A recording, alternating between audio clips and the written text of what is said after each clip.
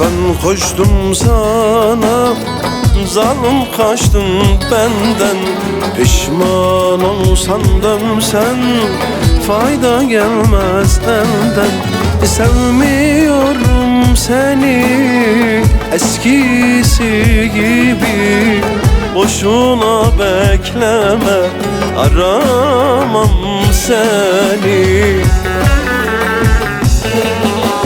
Bir daha anmam senin adını, bir daha etmem senin lafını, bir daha çalmam senin kapını, bir daha yemin olsun bir daha.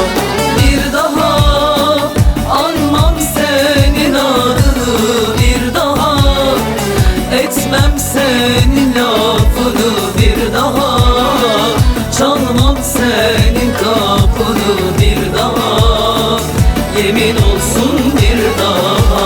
Bir daha anmam senin adını, bir daha etmem senin lafını, bir daha çalmam senin kapını, bir daha yemin olsun bir daha.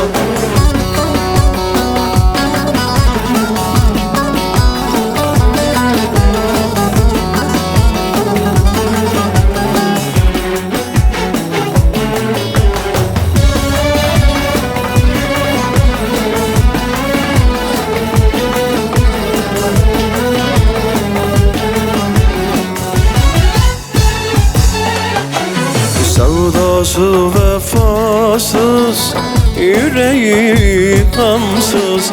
Ben sana ne yapsın, yıktın vicdansız. Sevmiyorum seni eskisi gibi. Boşuna bekleme, aramam seni.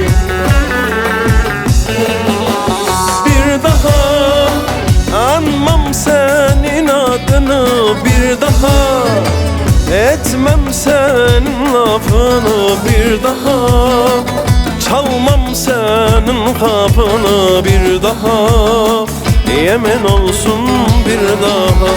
Bir daha anmam senin adını, bir daha etmem senin lafını, bir daha çalmam senin kapını, bir daha yemin olsun bir daha.